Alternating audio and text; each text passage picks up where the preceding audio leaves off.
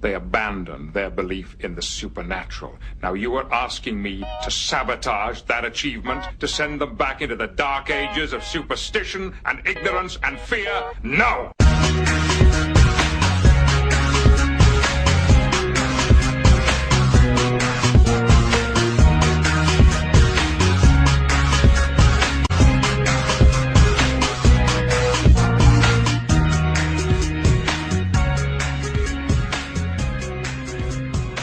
And welcome back to Trolling with Logic. It's been a long time since we've done a new segment, so we'll just get straight into it. And welcoming back, I don't know last time you were on the news, but welcoming Big Lundy. Pleasure, everybody. And I think you haven't been on the news segment for a while either, so welcoming back Marty. Hi. All right. No, I haven't been on the news lately, no. I think we'll let you kick it off, Marty. The Crocodile Christmas. Oh, yeah. Kirk Cameron's new movie, which just apparently reeks. I haven't seen it. I don't intend to see it. Someone's gonna force me to see it, I'm sure. But new idea for the future podcast. Yes. Yeah, it's supposed to be the worst movie ever made. I have a hard time believing that. I've seen The Room. Could it be? It's gonna have to take a lot to get that far. Yeah, exactly. I think The Room is entertaining on a certain level. The question here is it possible that Crocodile Christmas, I know that's not what it's called, but I'm calling it that, isn't entertaining for exactly the same reason? What I'm really noticing that this is the first time for the Way of the Masterfolk that nearly every other Christian group is coming out and condemning their film. Because they are saying, this is just dumb, this film. I've heard some of the arguments that Kirk puts in it, and they're just... even by their standards, they're really stretching some of this stuff. Which makes it seem like it might actually be entertaining. Yeah, because I think there's one part where... well, I think everyone... you know the rough setup of the film, don't you, Lundy and Marty? Not really. I know it's about how atheists are destroying Christmas or something like that. No, well, what it is, it starts off, it's Kirk at home, and he's got the family for Christmas, and... his brother complains that Christmas is now too materialistic. Yeah. And so Kirk does what he starts evangelizing to him in a car for an hour. This is the whole basis of the film. But apparently one of the arguments is the guy says, oh, Christmas tree, the whole Christmas tree tradition is a pagan thing. No, he says, no, trees were in the Garden of Eden, so therefore it's Christian. I also heard... Christmas trees were in the Garden of Eden? Yeah. No, I don't recall that God doth said... that Adam and Eve are obligated to decorate this particular pine tree. Yeah, but it's arguments like that go on, and also that it's good for Christmas to be materialistic because God created us as material beings. I don't know what that actually means. Lundy, maybe you can decode what he means by that. Equivocation fallacy. That's basically, exactly what Marty said. It's an equivocation fallacy, because materialistic, as far as what people mean when it comes to the holidays and Christmas specifically, is the investment of one's emotion into material objects rather than into the emotional investment of being around your family and these sorts of things. Whereas Kirk is equivocating that with materialistic as in just there being material at all, as in we are physical things, therefore, which is weird. It's weird that he brings this up because it's like apparent from what you said, it seems that he's advocating that materialism is totally cool as far as Christmas goes, which is very strange. He's rich. Well, I mean, I'm not saying that like that part's strange, as in like giving gifts and buying gifts for people is a good thing. Like he can go ahead and say that. I don't really give a shit.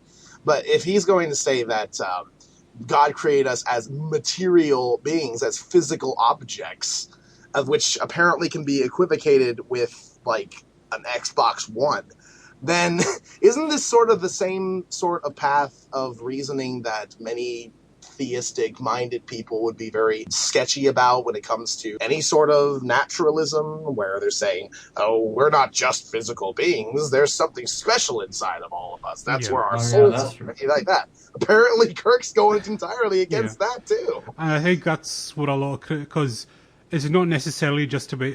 it's not about the Jesus part of Christmas, it's just to say that Christmas is, the American version of Christmas, regardless of its origins. That's the only Christmas you can have, and it's great. And that's what's annoying a lot of because he's actually saying the presents and, you know, the overindulgences. Oh yeah, that's all fantastic.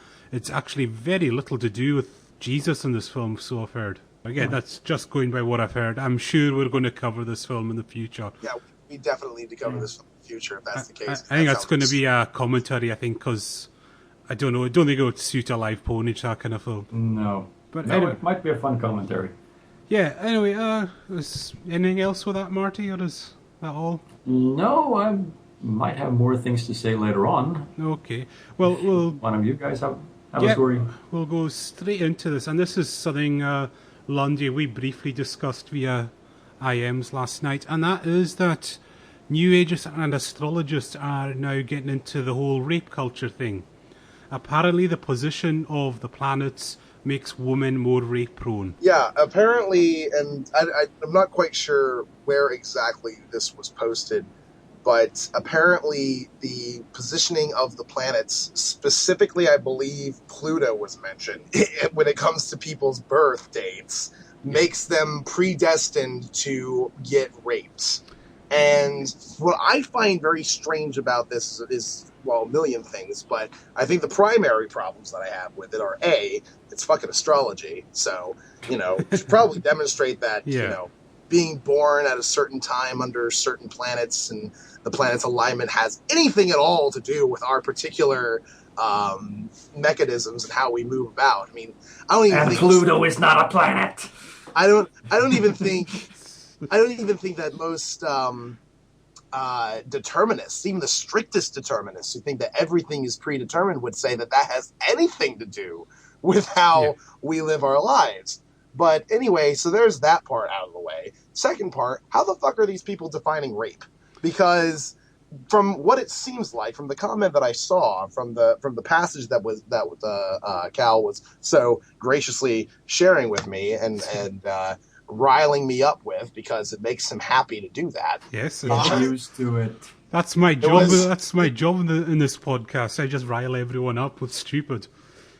What they were basically doing was rape as an assault, as in the I imagine what they mean is the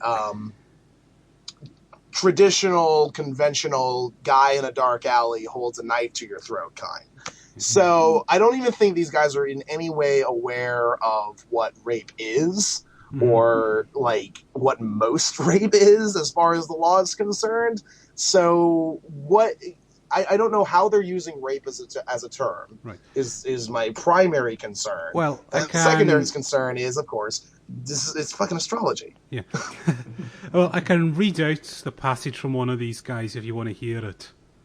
It's why not? Mr. Curtis Williams, APD, MA, CRP, CRM, TE3, a certified practicing astrologer, shamanic practitioner, Reiki master as well.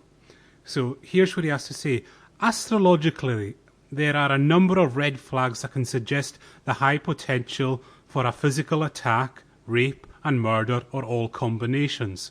Although these astrological signatures are from data listing female assaults, these same signatures can apply to men by simply interchanging Venus for Mars. I'll stop there, and I think, Marty, we'll go to you. You're the physics guy. There is no physics involved in this. Lundy. This is going straight this to is astrology. Venus. Like, what is this nonsense? If you interchange Venus and Mars and use the same bullshit calculations that I just came up with at the top of my head, then you can interchange men and women, because apparently men are more influenced by Mars and women are more influenced by Venus because reasons. Like, none of this is explanatory. Now, also, by the way, when you listed off his quote-unquote qualifications, none of those things you can actually get a legitimate degree in, by the way. But none of them. Astrology, shamanistic teachings, none of that. Yeah, but he does get a little bit more specific here. So, for women and for girls, some of the prime indicators for assault is the Venus and Pluto hard aspects, conjunction, square, and opposition, and any variables that include the 2nd, 7th, and 8th houses. houses naturally ruled by Venus and Pluto. Okay, I have no idea what that means. I don't either, because it's all entirely made up. I have no problem just declaring from the onset everything that he just said. He is just made the fuck up. But he is in fairness, prove it. But he is doing this for the good of us all, because he says, my intention here is to alert astrologers, counsellors, and medical or legal professionals to the potential for sexual assault that is held in the timing of one's own natal and progress charts. Again, And if I could continue, the way to prove it would be to show that all women who are born on the same day, you could falsify it by showing that there are, two women born on the same day, they live their whole lives, one gets raped, the other does not. like what if hypothesis falsified. Like what if it was the case that they were, but the only reason that they were is because a lot of women get raped, and so it's not even specific to them. Well, then you would have a false positive. It would be a way to potentially falsify the hypothesis anyway. And I don't even know why we're getting into this, because it's bullshit anyway. Yeah, it's entirely bullshit. I will link to this article because, well, it's from another skeptic blog, but it's a whole list. This is just one of the most craziest ones there. There's a guy claiming that when he went back and looked at Bill Cosby's chart, he said, oh, there it was there all along. And the obvious question is then, why didn't you do something about it earlier? If this is supposed to be true, then let's look at every single person that falls under this chart and basically say, okay, so you're either going to rape or you're going to be raped. So you need to take up all these particular precautions, or we need to just arrest you. Like, can we not just, if this was so explanatory and so absolute and concrete, could we not just say, oh, well, his astrological signs demonstrate that he is going to rape somebody in the future, or that she is going to rape somebody in the future, so let's just lock them up now. Yeah. Is that not what we could do, hypothetically, if this was all true? Yeah. This guy has actually come up. I've just clicked on the link. He does have a chart of astrological rapists, as he put it. All post-diction. Tupac Shakur. There was 5 giveaway signs that he was a rapist, according to this. Okay, I get it. So it's not that he was ever convicted of rape or even accused of it. Yeah. It's that his astrological chart shows committed rape. No, here's a better one now. This one we could Mike Tyson. He's actually got what he calls the rape formula for Mike Tyson. Anyway, number 1, Pallas Square Jupiter, Quinix Pluto, and ruled by Mars, which is Quinix South Node. Number 2, Venus coincidile Neptune. 3, Mars opposite Moon. 3, Sun parallel Mars. He's got 3 here twice. So his calculations are so good he's missed out the number 4. Sun Martimer, parallel Mars. Don't you wish you could do this, Martimer? Don't you wish you could just have the answer ahead of time and then bullshit an equation to get to that answer? Yeah. Well, yeah, sure. But it's also interesting, how many other people were born on the same day as Mike Tyson? I'd like to know that, because he's accusing them all of rape. Yeah, Sun conjunct Jupiter and Jupiter trine Neptune. I have no idea what any of that means. It means there's a geocentrist who thinks that, well, yeah, everything revolves around the Earth and it means something. He's done murder charts for Charles Manson and all this kind of stuff, so... Of course, it's all after the fact, yeah. It's all after the fact. How people don't see through that is amazing to me. But I wasn't aware of Tupac ever being convicted, or... I'm not either. That's news to me. Yes, so enough of that silliness. We can go to the next story, courtesy of Mortimer. Take us back to sanity, please. Did you hear about what happened in Michigan? No, they passed a law that says something to the effect of people in the healthcare system can refuse to treat a patient because they don't like them. So this has to do religious freedom. Yes, this has to do in part with the Hobby Lobby decision and basically using that as everyone saw this coming, basically. After the Hobby Lobby decision, when they said, okay, so if you have a religious belief and you truly, sincerely hold it, then we can't legally bind you to do anything against that belief. That's what the Hobby Lobby decision basically put forward. And right, so that basically means that a doctor can refuse to treat a patient because his religious conviction is I almost that said this person deserves to die, for example. Yeah, I almost said Palestinian, but like a Muslim doctor could just decide, oh, Jewish guy, there's a problem with him. Yeah, I'm not going to treat him. He can go ahead and die. Or like I say, Westboro Baptist Church style believer can just, or you're Could gay. just say that all homosexuals, they can't be treated anymore. So Right. it's just whatever you. Do you have to back this up with a belief, or is it just no? I'm not doing this. Oh, well, how back do it you up with prove belief, that but you? it's so easy to do. So it's a simple, yeah. Just pro discrimination. Yeah. And I mean, what's next? It's basically going to be if your religion says it's okay, you can do it. No, I didn't hear about this at all. Right now, it's just the negative. You don't have to. You're not obligated to do something if your religious belief Yeah, says but that. I mean, it sets a legal precedent. Yeah, and it can That- be it can yeah. easily be extrapolated to the Yeah. positive of if your Yeah. religion says you should do this, then you should do it, regardless of whether or not it's against the law. Yeah. It's the stupidest fucking thing, and we all saw it coming. Everyone who saw the Hobby Lobby decision were all like, okay, eventually this is going to bite us in the ass, and bam, it's doing it. Does this not contradict the Hippocratic Oath? Yep. Yes, it does. definitely. No, yeah, because I'm wondering, is that not a big ethical dilemma they've struck here as well? Well, it's Well, it's it not a wouldn't be an dilemma ethical if you're stupid. It wouldn't be an ethical dilemma if they were like, ethical. Well, I do have some sane news. It's been quite a crazy news segment this so far. We've set a new record for quantum teleportation, Marty. Haven't heard this one.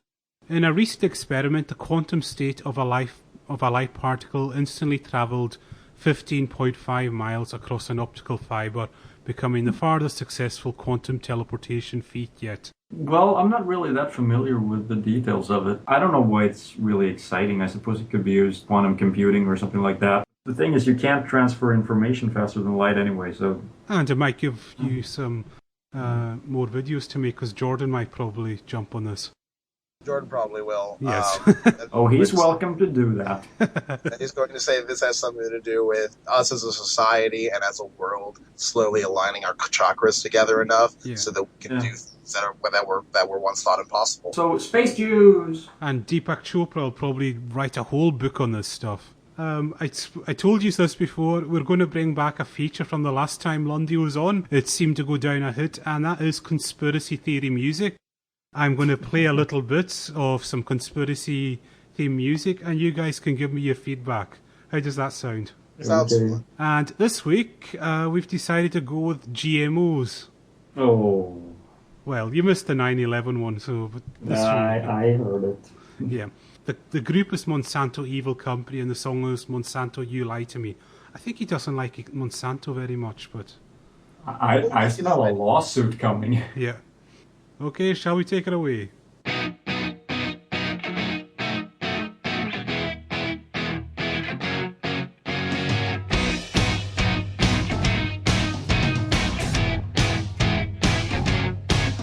Monsanto, you lied to me. You promised to feed the world, but you're only feeding greed. Monsanto, you patent seeds that lead to a loss of health and infertility. But today, we're taking a stand to fight for the health of everyone all around. And today, together we stand to fight for the Wow. I'm going to give that a 2 out of 5 because it's kind of catchy in a very generic way. I mean, I don't know what it is about the conspiracy theorists, but they don't seem to be able to come up with a unique sound of any sort. It's all just it sort of flows into itself. Well, the other thing I will give this, because I can actually see the videos as this is going on, he does play all the instruments in that song himself, so that's got to give him some credit for that. Wait, he plays the guitar and the drums? Yep. Fuck. So, Marty, what do you think of that? I just thought it was really hilariously awful. So, 2 out of... I was kind of having high hopes for it because he was talking about Monsanto buying seeds. And I'm like, oh, is he going to get into the actual legitimate shady issue of Monsanto buying and patenting seeds to the extent where they won't actually protect their seeds from going into other places, but when they do go into other places, they'll actually sue those places for having their seeds. Is that what he's going to go into? No, he's going to go into apparently these seeds cause infertility and a whole bunch of other shit. They don't. It's just such complete bullshit. I mean, these people who accuse specific companies, I'm not just talking about Monsanto, but companies are, poisoning people and so on.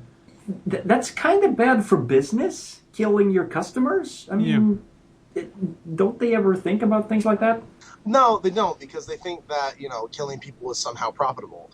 Now, the funny thing here is that Monsanto is a very easy target to go after for a multitude of different reasons. I mean, they've done some terrible shit in the past. It seems like the anti-GMO people do not want to focus on any of that stuff. No.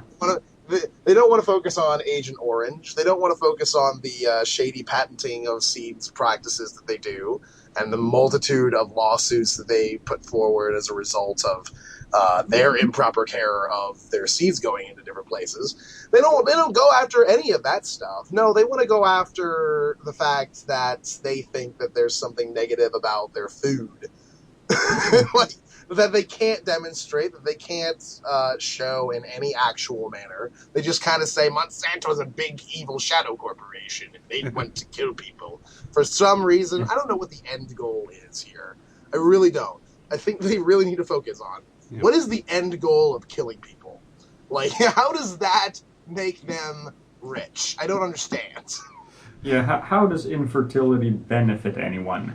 Well, it's like, I think Coughlin did remember when he did that Alec Jones parody, he said, surely to goodness, what Americans don't need is more ways to kill themselves.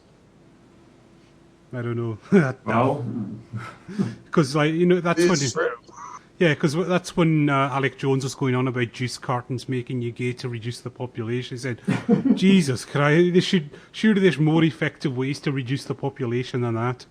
You know what's funny is that Alex Jones actually made a video where he didn't make a video, but he mentioned that particular episode on one of his later broadcasts where he's like, people are making fun of me for the fact that I had some juice boxes. I was going through the juice boxes and I was saying there was chemical on them. And the problem is that I was really tired at the time. And he's making a bunch of excuses because even he knows that sounds like absolute horseshit insanity. Yeah. All right, shall we go to the next song? sure. It's called Frankenfood by Conscious Life All-Star.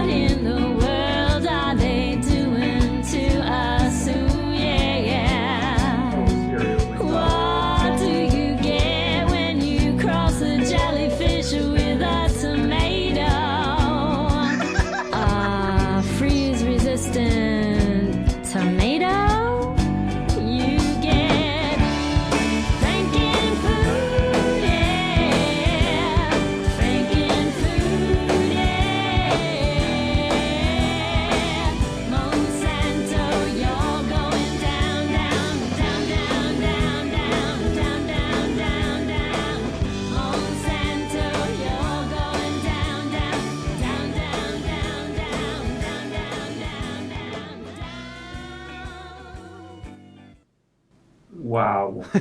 Monsanto is going down, down, down, down, down, down, down, down, Well, down, down, down, down. Doesn't seem like it, but whatever. I know, it seems like it's actually doing pretty well for itself, but hey. I just wish people who complain about GMOs actually learned at least what it is. Crossing a jellyfish! What do they think is going on? Yeah. Or basically, As I understand it, there have been experiments where they try to take like animal genes and put them in plants, but those are not.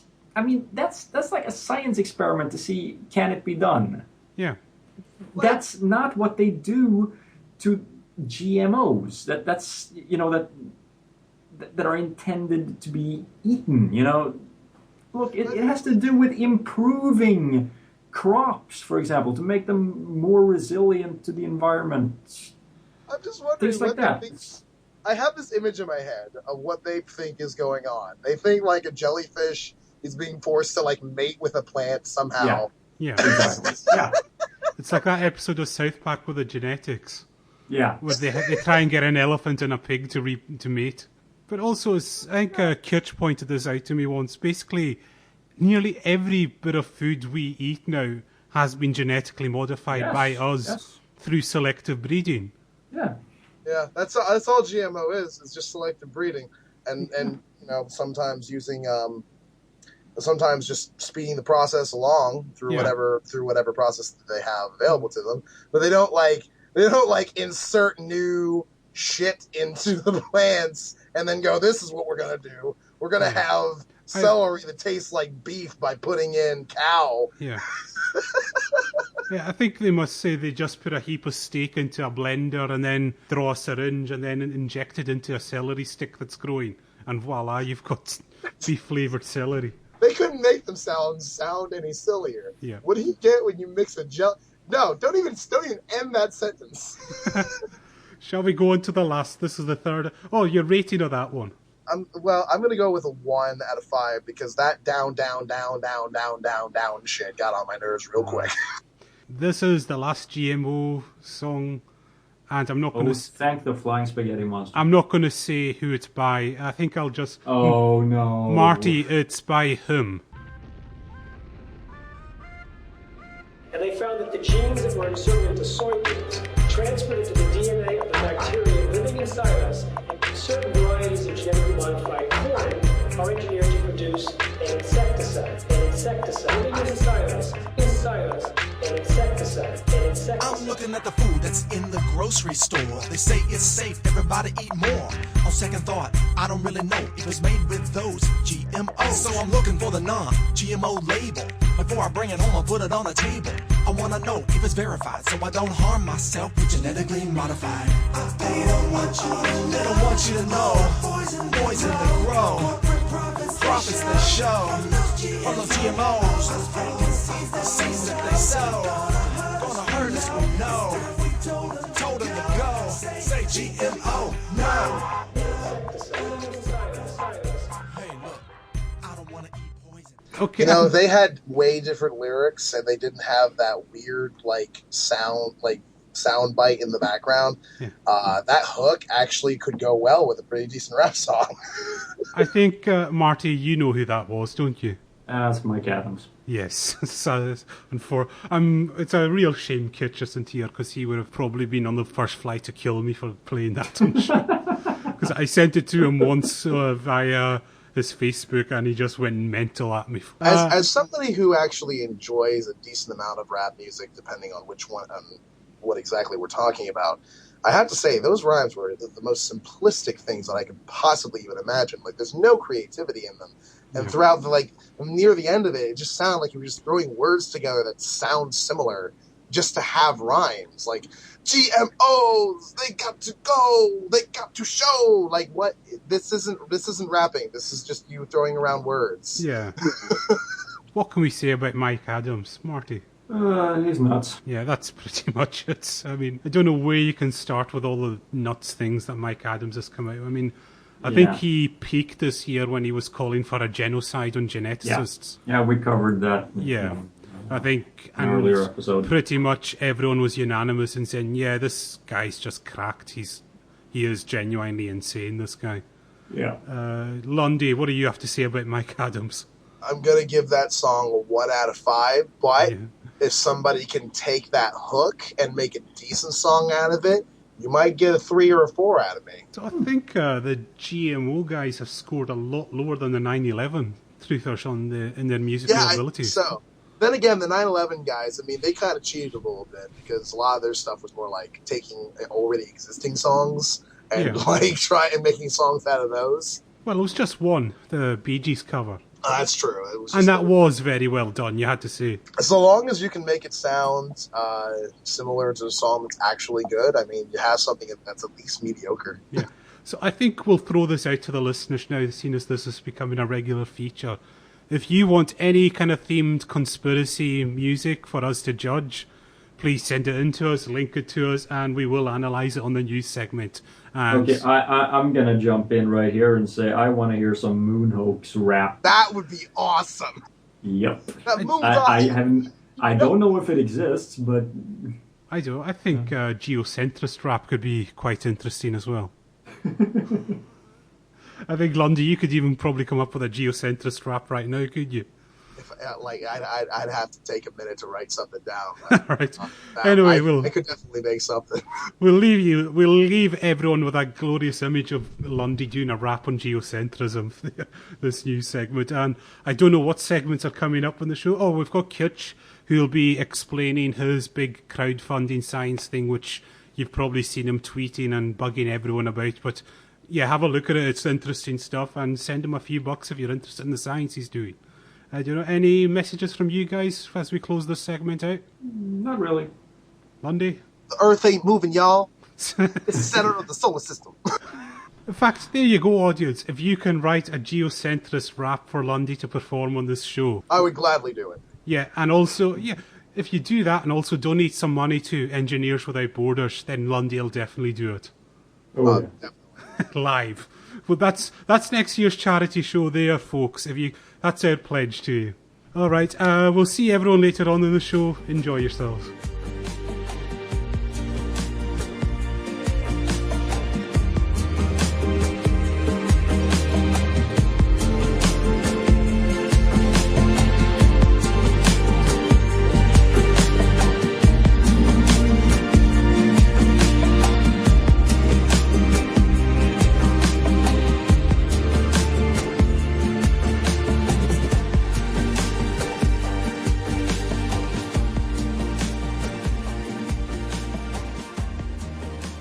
The Gin and Tonic Show is a weekly online call-in panel discussion show that focuses on the religion of Islam and related topics.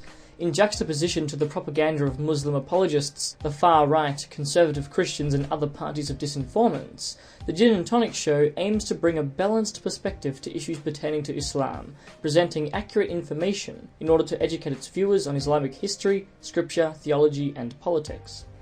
The show is hosted weekly at 9 AM Sunday UTC on Google Hangouts and streams live at the allotted weekly time on the Gin and Tonic Show official YouTube channel at the following address: youtube.com/user/the Gin and Tonic Show/live.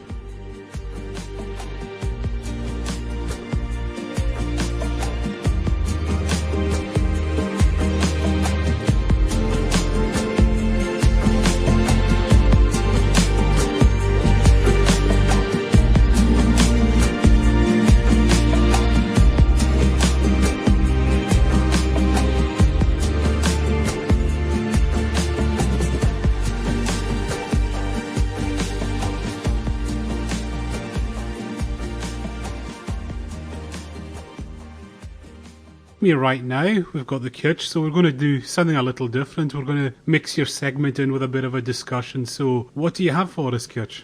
Quite recently, actually, in the past few days, I've got a project approved on experiment.com.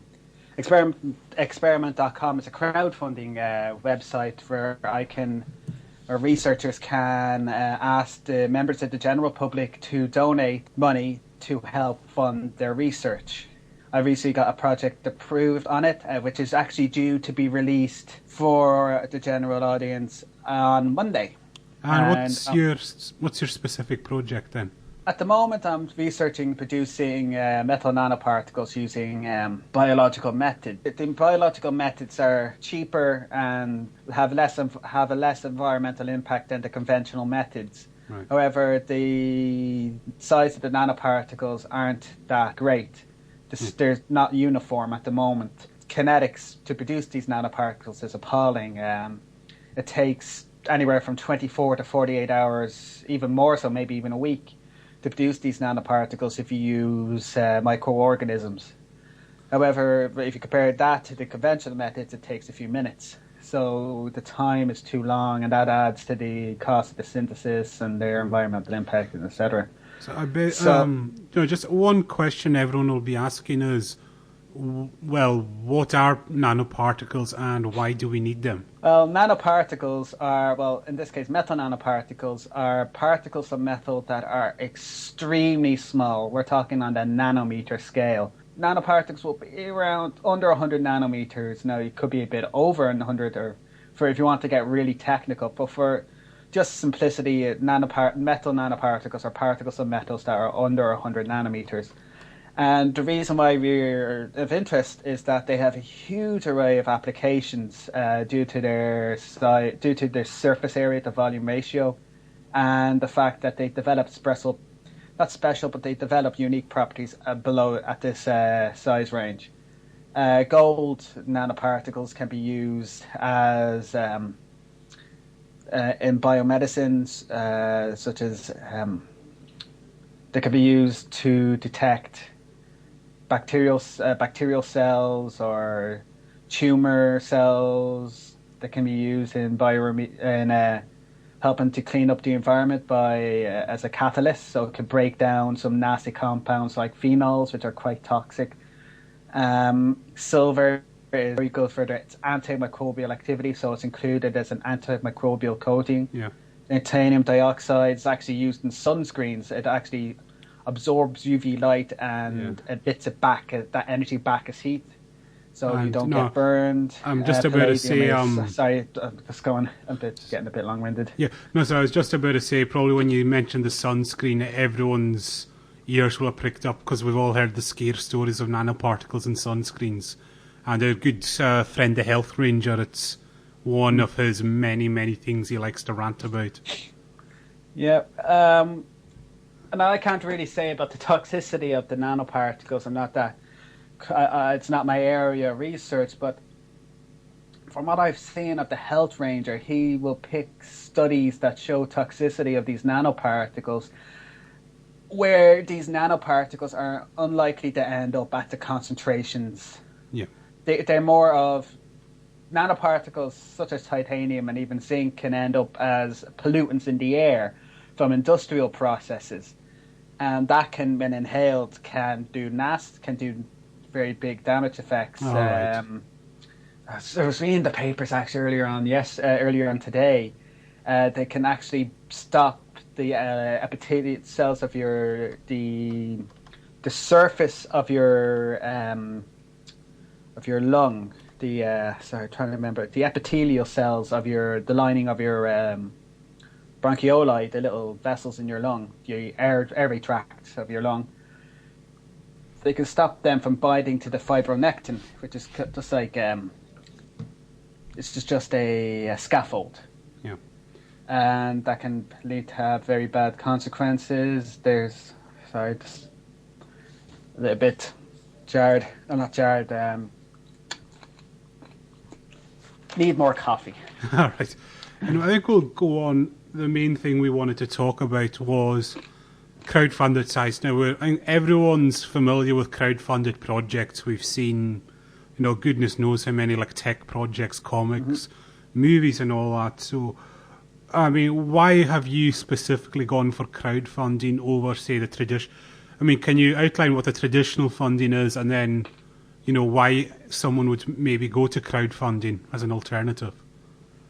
Well, the traditional format is usually there's a call for abstracts or for applications, and you'll have to write up a project which will include basically what the project is, how it's useful, how you're going to spend the money, the researchers behind it, and basically just have to basically give your whole life, basically give the whole life of the research story. And it could be quite a while between the call for applications to the deadline, and then to the announcements of who's been funded. And that's been kind of my experience with the Irish Research Council, and actually quite recently we had an application grant. We weren't successful on a related project for the SFI for a TIDA. And they could be they usually come back with constructive criticism about how why you reading through the project there, or rejected project. I was left wondering, okay, were we approved or rejected? They come back with positive, constructive criticism of what's going on. Usually, I've heard sometimes some reviewers come back, they're not so nice. And of course, it depends on the funding grant as well. It's very hard. With the economic recession, it is quite hard to get funded, and some to be a bit more funded more than others, depending on the country. Mm-hmm. For example, Ireland. This is kind of more anecdotal, I realise, but Ireland, it just seems to be more of a cancer kind of emphasis, biomedical emphasis in Ireland. Environmental science doesn't seem to really get much of a push. It doesn't seem to get as well funded. But you compare that to Singapore, there's a lot more environmental research going on. That's what I've been told by my research friends over there in Singapore. The States, I'm not too sure on. And so, like, to my other question was part of that. So, like, say, I mean, you've quite a lot, but why would some people then hop over onto crowdfunding? Well, some people would hop onto crowdfunding. Well, the reason why I hopped onto it is that I can raise enough to keep myself going. I can raise enough for consumables, or if I'm not looking for a big project, if I'm just looking to help the lab along, crowdfunding will be perfect for that. That's why I applied for crowdfunding, because it's just something to give a little bit of extra boost to the lab, so it can be a bit more effective in our science. The money, some researchers use it for, well, from what I've heard, some researchers use it just for consumables. Some researchers use it to ship samples, or to pay fees if they want to use equipment outside the university, or even in.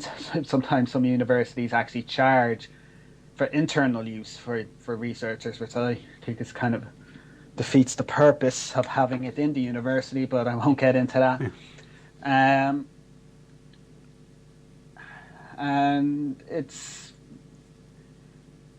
it's a way. It's an alternative revenue, if you know what I mean. It's a way that you can help your research while you're waiting between grants. Yeah. And like because it's just seen as another grant application. Okay. That's the way I viewed this. An alternative grant application is the way I've been viewing this. And do you see it becoming more of a part of science, the crowdfunding options? I can see it certainly play its own small part in the overall scheme of things. It's nowhere near going to come to the likes of. It's nowhere near going to match the likes of SFI funding, or funding from Europe, the European Research Council. Like there's no way. There's just not enough. These major grant applications still going to be the major players, but it will still have a small role. Yeah, you're not going to get something like, well, I'll just pick an example from the past. The Genome Project would never have taken off of crowdfunding. No way. Yeah. You're talking the likes of $1 billion of euro across many institutions. This is just to help small projects get up off the ground. Projects that may be overlooked because they might be seen as they just may not be favourably seen, or not as a safe bet. The science may be valid, but they just might not be seen as attractive. Yeah, so this is kind of getting your foot in the door kind of thing with the crowdfunding. Yeah, but it's if the project is reasonable, or if you can if you can excite the people. Yeah. Which, of course, it has its own drawbacks as well. Yeah.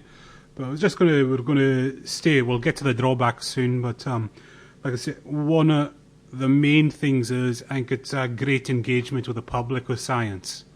When, as we know, doing this show, we're kind of fighting against a lot of misapprehensions about science, and this kind of can get folk basically just involved in it, because from what I see, you can offer rewards. People can come into the lab for a day and see what you're doing with their money. It's well, for the one I'm on, experiment.com, it's a real, you can really interact with the research. I can as the project goes forward, I can add lab notes, I can add updates to the research. Today I've discovered this and such, or even it could even be humanizing, because I could put up today bacteria died, FML, or I can share some experimental results, like I can share images of the nanoparticles I'm making, I can share images of the biofilm, really cool stuff of science that I'm doing as part of the lab notes or what I've done. Or I can put up the links to the articles that are coming out because of this research. And it'd be a really great way for me for the public to engage with the science that's going on, because it's not only myself that uses, obviously they'll be updating their science on their experiment.com page, but it'll be a lot of stuff that researchers will do to kind of attract attention for their research. Yeah, because it's like Phil said, in the past people only see like the abstracts of a paper, whereas with this option the public can actually see, like, from beginning to when the paper comes out, the whole process. Like, people just seem to they only understand a headline right now, whereas this can give them the full story from start to finish. Oh yeah, you can see literally where this, not even just the overall end project, what's been discovered, but you can just see how, through the lab notes, how that conclusion or why we went the way we did. Yeah. Instead of going to the paper going, well, you could have gone this way, why didn't you go this way, why did you go this way? If you're an expert, or you can even, you can see the reasoning behind each step. Yeah. And the gradual evolution from the hypothesis to the fallout, from the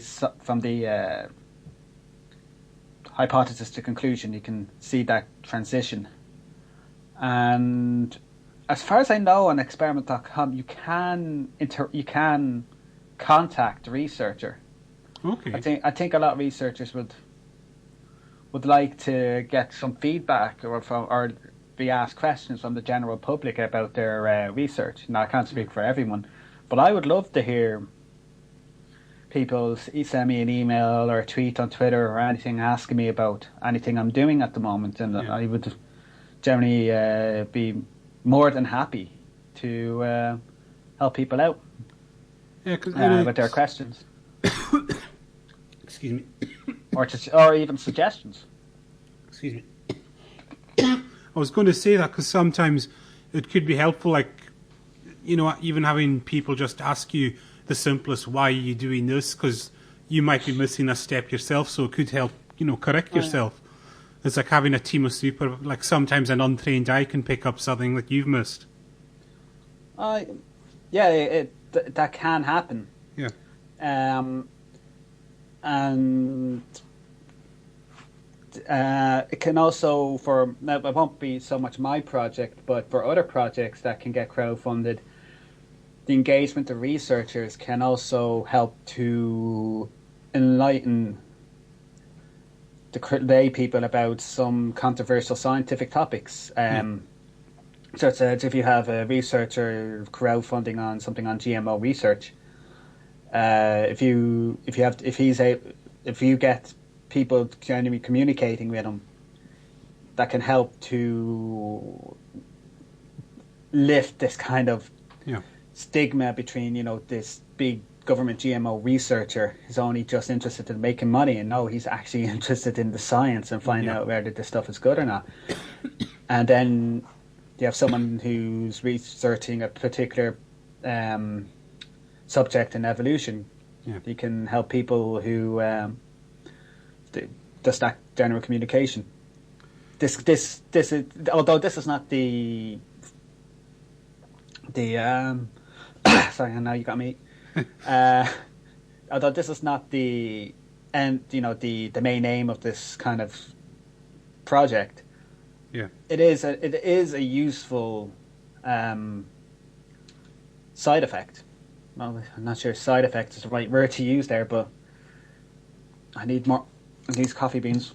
Yeah, I think we're both having a coffee right now. But I think now we can move on to like some of the drawbacks, and like, well, we spoke about this the other night, and first one I could think of was really can anyone actually get onto experiment.com and start, or is there a verification process, or just could can we say, is it open to being abused by some pseudoscientists? Well, I never got feedback on the actual content of my proposal, but as far as I know, sorry, just trying to refresh my memory from the sign in from creating the sign up. But yeah, as far as I know, anyone can really sign up to this. But I haven't seen anyone so far submit a pseudoscientific topic. Yeah.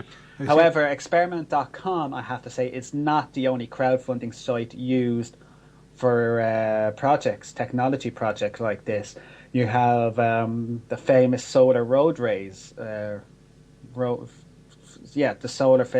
famous solar-powered road rays, which weren't exactly up to scratch. Yeah. No pun intended. Like the example that's coming to my mind is, we'll just use one we use quite a lot, to say an anti-vaxxer goes on there. And, they want to produce their paper just, like say, somehow showing that, vaccines are dangerous and that. I mean, is there any process, or is it just, because someone could click on it and they could think it's perfectly valid what this guy's doing, but if someone's setting out with an agenda, is there no real way to pick it up? They're just relying on the audience to. Well, for other websites, that's definitely that can definitely happen. Anyone can come up with a science kind of crowdfunding, like Indiegogo or anywhere like that won't be particularly well scrutinized in science, and that can be a problem, that people can donate their money to quack. So it would be more. Anyone can. That can happen. That's definitely a potential problem. And what should happen is that we should. Sorry, I just got something caught in my throat. Why not? What these websites should be doing, experiment.com and others, is to have some sort of peer review process in place. It can be quite difficult. Yeah. Even because it can be quite difficult because the peer review process in journals can be quite long and tedious as well. Well, and the reviewers don't get paid. So that's a whole separate issue. How do you get reviewers to go on and apply? And do you pay these reviewers? Are they doing it out of their own free will? And therefore, where are you going to come up with that revenue? Are you going to put ads on your website? Are you going to take it are you going to take a percentage cut out of each the project raise? And if you do that, our researchers is going to go, well, I don't care, I'll just go to somewhere else and get the full cut. So it's a bit of an issue, but it's in very early stage. This is a very early stage of this kind of fundraising, and these issues will have to be ironed out as this idea moves forward and evolves. But I can certainly see these kind of issues being addressed by much brighter people than myself, much more brighter and elegant people than myself. Because the other thing I was also thinking, will it be a temptation for people just to go with sort of, sexy science kind of projects, kind of ones that'll, not necessarily, kind of, I don't know, it's sort of like relevant or needed at the present, but things that they just think, oh, it'll sell on a website, so we'll do it that way. Yeah, that's yeah, when you mean sexy science, you just mean science that just looks good. Yeah, it's just like, your lay person will look at it and say, wow, that looks amazing, but at the end of the day, it's, not going to get the researcher anywhere or anything like that. They're just maybe doing it just to get a quick buck or something. And maybe they're not so dedicated to this project. It's just like, oh, this will just get some money in right very quickly. Okay, so they're kind of proposing an idea they're not really interested in researching. It's just to get money in the pocket quickly. Like. Well, that could happen. Like, I'm not going to be naive and say that it's definitely not going to happen. But a lot of researchers are very passionate about their research. Otherwise, they won't be researching it. So I can't say it being a huge problem. It's just because, like I say, compared to what you say the old-fashioned system is, it's more so the traditional system. Excuse me. It's kind of more you get your funding on merit kind of thing. You work hard to get that funding. Yeah. You have to prove yourself. Whereas on the crowdfunding side, you don't really have to go, and do all that hard legwork to earn your money. Yeah, it's but the traditional, like I know in our latest rejection, they were saying that we didn't have enough groundwork, or they didn't.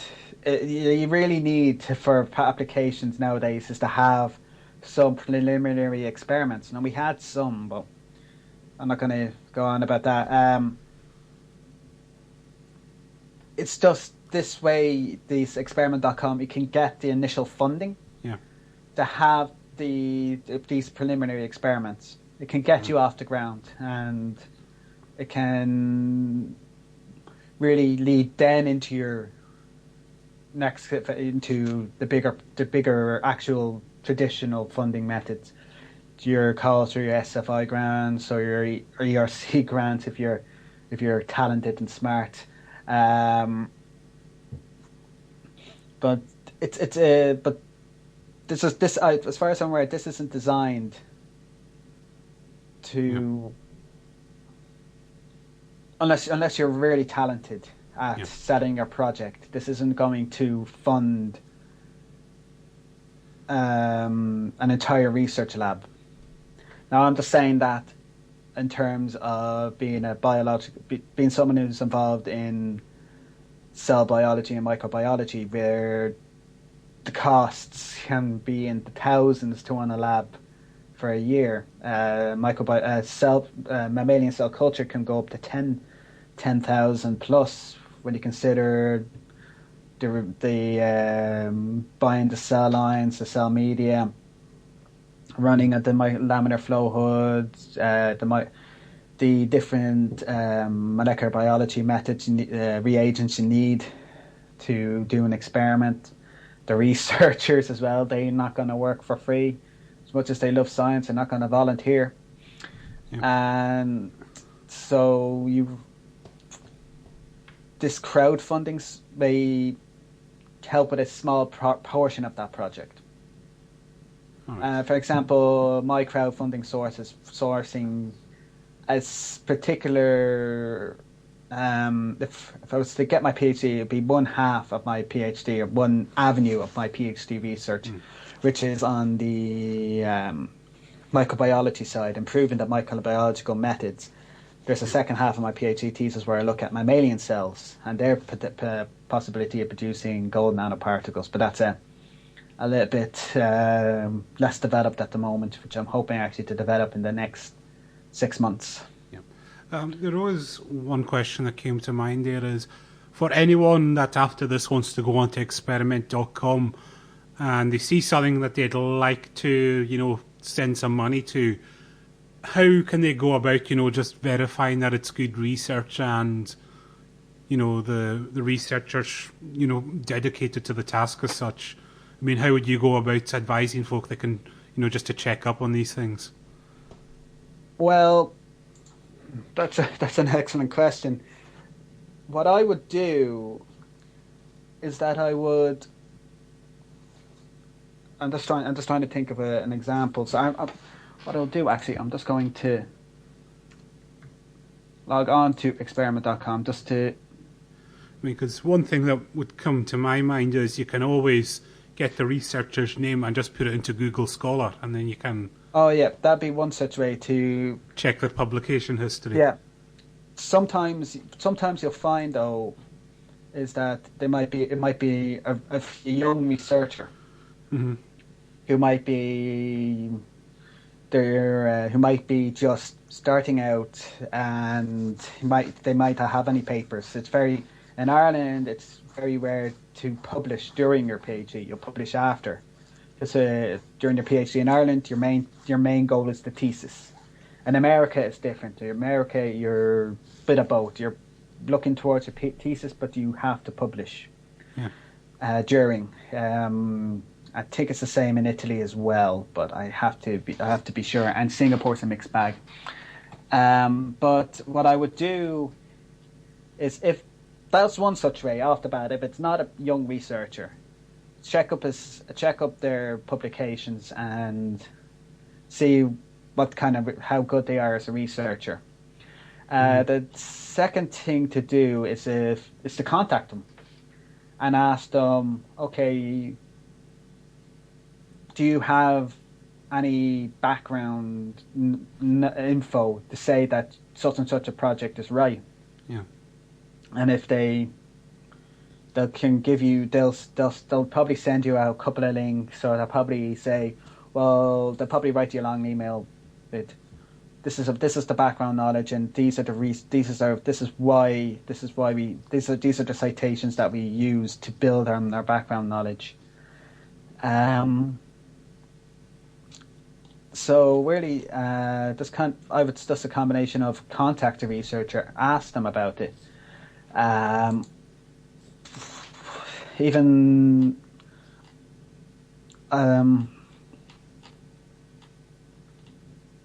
you can also on experiment.com you have to have a budget overview. Yeah. So you'll have what to be spending their money on. If you just see they're being very broad, just €1,000 for research. Yeah. But I don't think that will get through, because I was pulled up on being a bit generic on mine, because I was just I kind of overlooked it. And also there'd be a background about the researcher as well on the actual page, about where they've been qualified, why they got into the field, what's their interests are,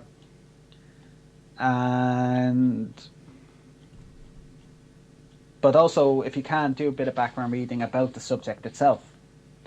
So if you came up with something that was about, I don't know, I'm just come up with a topic off the top of my head, stem cell differentiation, and they come up with a certain theory. Try do a little background reading. See if, I know it can be quite tough with the peer, for a layperson to go through peer review, but there really isn't much else apart from contact a researcher or maybe even other related researchers in the field. Yeah. All right. But until then, that's the only thing. Unless they come up with a peer-reviewed section. In fact, I think in experiment.com you can get a seal on your page that that you have been peer-reviewed in this project before. Okay. So if they have that, it's almost like being verified on PayPal kind of thing. Yeah. So that's one thing I would look for out of my kind of large, incoherent rant. All right, I think we can draw it to a close there. We've kind of gone on for quite a bit there.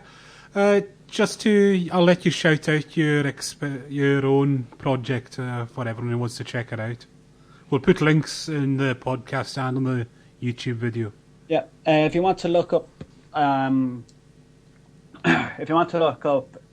my my research page, that should be changed. At the moment, it's bioelectrochemical synthesis of nanomaterials.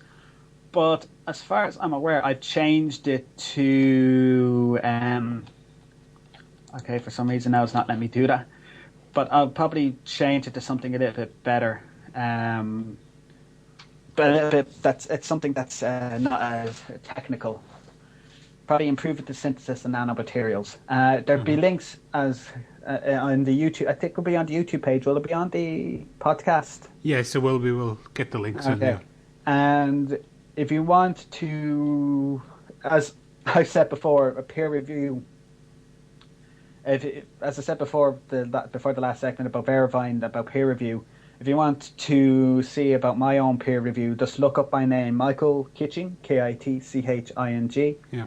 And include the word fungi, and it should be fungal biosynthesis and nanoparticles. You probably come across my ResearchGate as well. There's kind of like the Facebook of researchers. I'll be putting any future publications in there, which are hopefully in the next couple of months. I'll have another publication out, which I've actually submitted yesterday. Awesome. So keep an eye out for that. Okay, everyone. Hope you enjoyed this little chat we just had. It was something a little different to try. Thank you all for listening this week, and we'll see you again on the next show. Bye.